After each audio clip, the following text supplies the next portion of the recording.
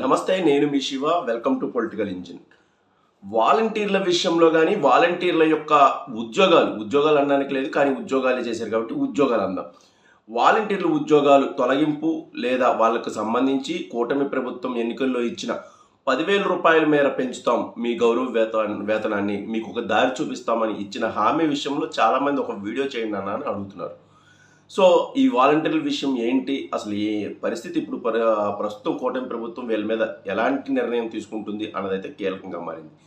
వాలంటీర్ల విషయంలో నేను గతంలోనే 2-3 వీడియోల్లో చెప్పాను. వాలంటీర్ల విషయంలో కూటమి ప్రభుత్వం అటు ఇటుగా ఉంది, వాళ్ళని తీసుకోవాలా వద్దా అనే సంశయంలో ఉంది.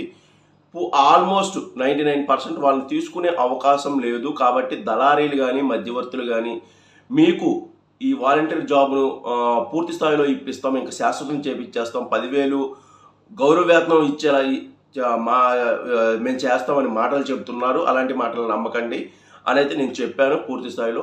అదే పరిస్థితి అయితే ఈ నేటికి కూడా కొనసాగుతుంది. ఈ వాలంటీర్ల విషయంలో కూటమి ప్రభుత్వానికి తప్ప, లేకపోతే గత ప్రభుత్వం అంటే వైసీపీ ప్రభుత్వానికి తప్ప అన్న విషయాలు ఒకసారి చర్చించుకోవాల్సిన అవసరం ఉంది. కూటమి ప్రభుత్వం చెబుతున్న దాని ప్రకారం మేము 10,000 రూపాయలు వాలంటీర్లకు ఇవ్వడానికి సిద్ధంగా ఉన్నాం.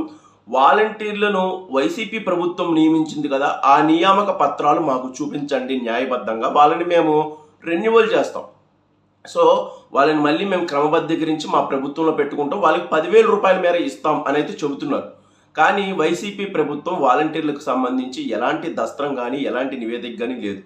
కేవలం ఒక జీవోని పాస్ చేసి దానికి సంబంధించి వాలంటీర్లను అయితే తీసుకున్నారు. అంతేగాని వాళ్ళకి సంబంధించి జమా ఖర్చులు, లెక్కలు, వాళ్ళకు వ్యవస్థను ఏర్పాటు చేయడం, లేకపోతే ఆ వ్యవస్థకు అనుగుణంగా వాళ్ళని పని చేయించడం, ఆ వ్యవస్థే లేదు.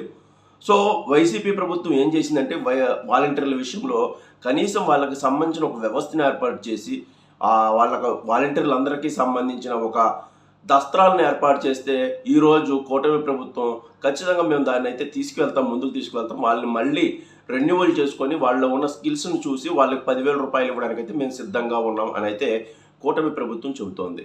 సో ఇదే తరహాలో అంటే కూటమి ప్రభుత్వం వాదన ఓకే, కాకపోతే కూటమి ప్రభుత్వాన్ని నేను గుడ్డిగా వెనకేసుకురాను. కానీ కూటమి ప్రభుత్వం ఎన్నికల్లో కనీసం దీన్ని పట్టించుకోలేదా? అంటే ఎన్నికల్లో హామీ ఇచ్చినప్పుడు అంటే 10,000 రూపాయలు చేస్తాం, వాలంటీర్లకు ఖచ్చితంగా ఒక జీవన భృతి చూపిస్తాం, వాళ్ళ జీవనాన్ని మేము గ్యారంటీ ఇస్తాం అని చెప్పినప్పుడు ఇవన్నీ చూడలేదా అనేది నా ప్రశ్న, ఒక జర్నలిస్ట్గా ప్రశ్న వాలంటీర్ల తరఫున. అవన్నీ చూసే కదా 10,000 రూపాయలు ఇస్తామని హామీ ఇవ్వాలి. అవన్నీ చూడకుండా పాలనలోకి వచ్చాక అసలు వాలంటీర్లకు సంబంధించి ఎలాంటి కాగితాలు లేవు, ఎలాంటి వ్యవస్థ లేదు, అసలు మీరే తప్పు చేశారని వైసీపీ మీద నెపం నెట్టేయడం అంత కరెక్ట్ కాదేమో అనిపిస్తుంది. ఎందుకంటే 2,60,000 మందిని వైసీపీ రిక్రూట్ చేసుకుంది. సో 5,000, 10,000 ఆ గౌరవ వేతనం మాట పక్కన పెడితే వాళ్ళందరూ కూడా ఒక వ్యవస్థ అంటే ప్రభుత్వం చెప్పినట్లుగా అయితే చేశారు. వాళ్ళు ఏం తీసుకురామంటే ఆ సమాచారాన్ని తీసుకురమ్మన్నారు. పవన్ కళ్యాణ్ గారు చెప్పినట్లు వాళ్ళు కొందరైతే అసాంఘిక శక్తులు కూడా దూరిని. ఎందుకంటే ఒక పెద్ద వ్యవస్థ వచ్చినప్పుడు ఆ వ్యవస్థలో కొందరు కూడా అందరూ ఒకేలా ఉండరు కాబట్టి కొందరు అసాంఘిక శక్తులు కూడా దూరిన మాట అయితే వాస్తవమే. సో అయితే ఆ వ్యవస్థ మెల్లమెల్లగా కనుమరుగై 1,60,000 మంది వరకు వచ్చారు. 1,20,000 మంది వరకు వచ్చారు. వాళ్ళంతా అంటే రాజీనామాలు చేయడం, లేకపోతే ఎన్నికల ముందు రకరకాల గందరగోళాలకు గురై ప్రస్తుతం 1,20,000 మంది వాలంటీర్లు అయితే ప్రభుత్వం ఏం చెబుతుంది అని అయితే ఆశగా ఎదురు చూస్తున్నారు.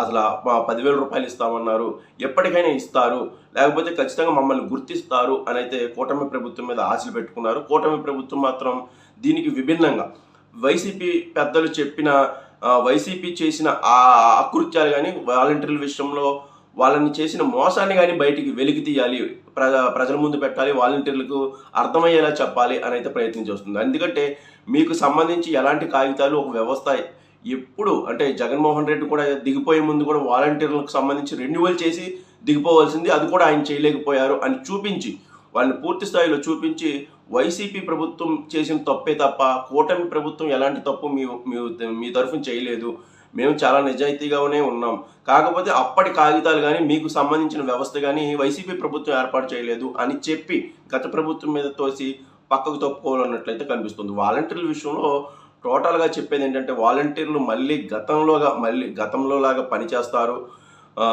మళ్ళీ అదే తీరున వాళ్ళ కార్యకలాపాలు ఉంటాయి అనేది 100% తప్పు.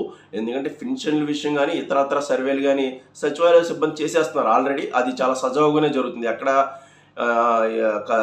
అసలు ఇంటరాక్షన్ లేకుండా కానీ అసలు ఏమీ ఎలాంటిది పొరపాటు లేకుండా చాలా సాఫీగా జరిగిపోతున్న తరుణంలో మళ్ళీ వాలంటీర్లను తీసుకుంటారు, వాలంటీర్లకు మళ్ళీ వృత్తి చూపిస్తారు అని అయితే నేను నమ్మడం లేదు. వాలంటీర్లు కూడా నమ్మకండి. సో ఈ మొత్తం ఎపిసోడ్ విషయంలో టోటల్గా వాలంటీర్లు అయితే నష్టపోయారు. అంటే ప్రభుత్వం మారినా సరే మన బతుకులకి ఎలాంటి ఇబ్బంది ఉండదు, సొంత ఊర్లో చేసుకోవచ్చు, సొంత మనుషుల మధ్య చేసుకోవచ్చు అనుకున్న వాలంటీర్లు అయితే పూర్తిగా నాశనం అయిపోయారు. సో ఈ వాలంటీర్ల విషయంలో అయితే కూటమి ప్రభుత్వం మళ్ళీ వాళ్ళని తీసుకుంటుంది అని అయితే నేను నమ్మడం లేదు. Thank you.